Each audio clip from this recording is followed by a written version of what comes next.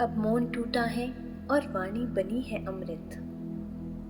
अर्जुन के मौन के बाद अब कृष्ण बोलते हैं और जो शब्द निकलते हैं वे केवल उत्तर नहीं बल्कि ब्रह्म ज्ञान की पहली किरण है। यह वह क्षण है जब जीवन और मृत्यु के सारे भ्रम एक एक करके गिरने लगते हैं। श्री कृष्ण अब अर्जुन को समझाने नहीं उसे जगाने आए हैं। ये श्लोक केवल युद्ध के लिए प्रेरणा नहीं देते, ये जीवन की सनातन सच्चाई को उजागर करते हैं। आइए सुनते हैं कृष्ण की अमृत वाणी। आत्मा क्या है, जन्म क्या है और मृत्यु का क्या अर्थ है। ये श्लोक इस यात्रा की पहली सीढ़ी है। तमुवाच ऋषिकेशः प्रसन्निव भारत सेनयोरुभयोर्मध्ये विषीदन्तमिदं वचः। हे भारत धृतराष्ट्र, तब ऋषिकेश श्री कृष्ण ने दोनों सेनाओं के बीच विषाद में डूबे अर्जुन से मुस्कुराते हुए यह वचन कहा। ध्यान दीजिए, यहाँ कृष्ण मुस्कुरा रहे हैं क्योंकि उन्हें अर्जुन का विषाद दिख रहा है, लेकिन साथ ही यह भी कि वह अब सीखने के लिए तैयार है। ऋषिकेश यानी इंद्रियों के स्वामी अब वे अर्जुन की चंचल इंद्रियों को बुद्धि की लगाम देने जा रहे हैं। जब आप वास्तव में शिष्य बनते हैं तब गुरु केवल उपदेश नहीं देते, वे स्नेहपूर्वक आपके भीतर की अग्नि को जलाते हैं। श्री भगवानुवाच अशुच्यानन् वशोचस्त्वं प्रज्ञावादांश्च भाषसे गतासून गतासूंश्च नानुशोचन्ति पंडितः। भगवान ने कहा, तू जिनके लिए शोक कर रहा है वे शोक के योग्य नहीं है और तू पंडितों जैसी बातें कर रहा है। लेकिन पंडित न जीवित के लिए शोक करते हैं न मृत के लिए।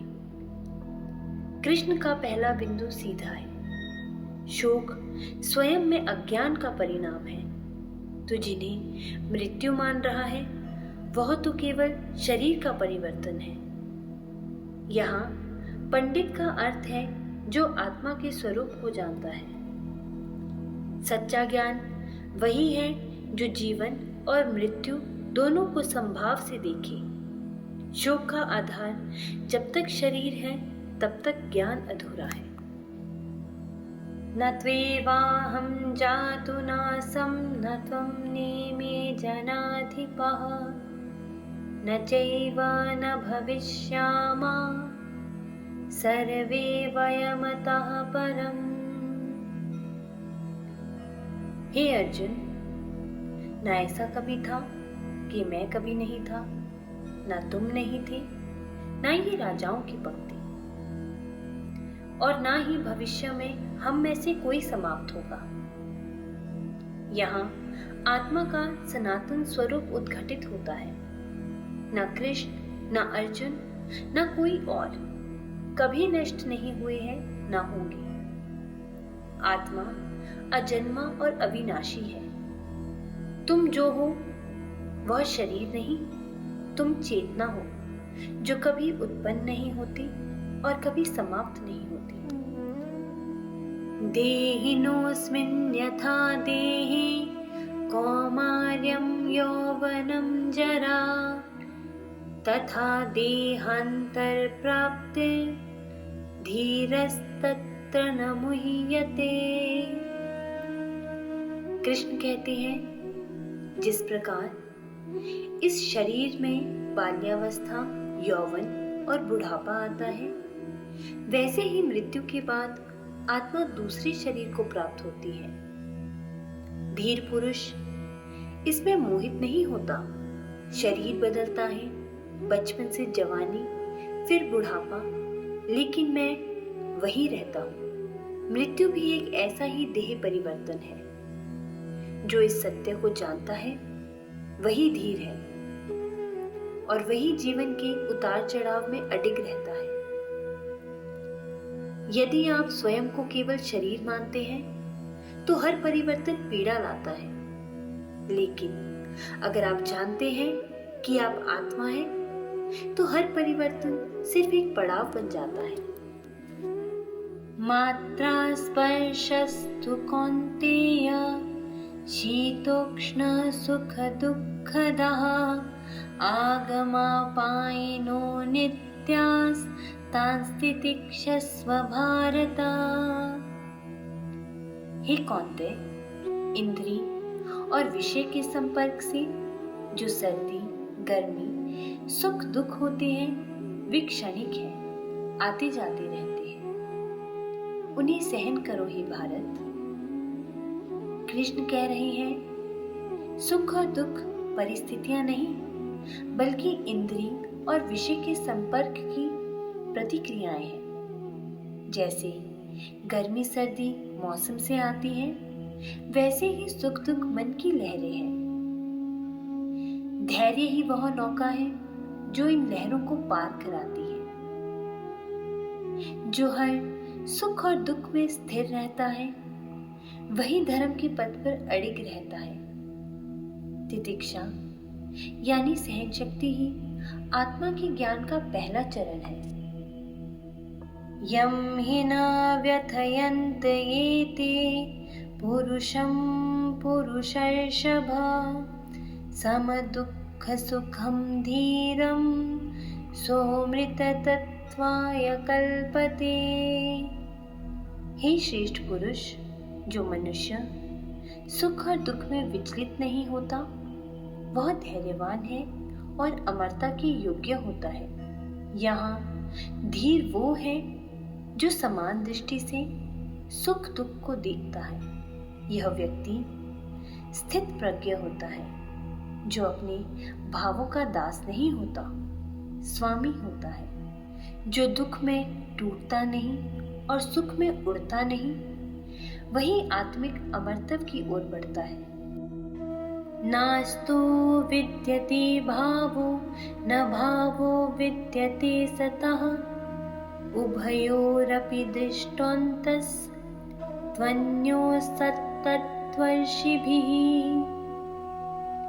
जो असत यानी अवास्तविक है उसका अस्तित्व नहीं होता, और जो सत यानी वास्तविक है उसका कभी अभाव नहीं होता। सच्चे ज्ञानी दोनों की प्रकृति को समझते हैं। शरीर, मन, इंद्रियां ये सब नाशवान है, असत है, पर आत्मा जो परिवर्तन से परे है सत है। सत्य और असत्य में अंतर समझना ही तत्वदर्शिता है। जो परिवर्तनशील है वह मूल नहीं है। आत्मा वही है जो न बदलती है न मिटती है। वही तुम्हारा सच्चा स्वरूप है। अविनाशी तु तत्विधि येन सर्वमिदं ततं विनाशमव्यवस्यास्य न कश्चित् कर्तुम् अर्हति। जिससे यह संपूर्ण जगत व्याप्त है उसे अविनाशी जानो। उस आत्मा का विनाश कोई नहीं कर सकता। आत्मा केवल एक शरीर में सीमित नहीं है, वह संपूर्ण जगत में व्याप्त है। वह अविनाशी है और इसीलिए वह अजय है।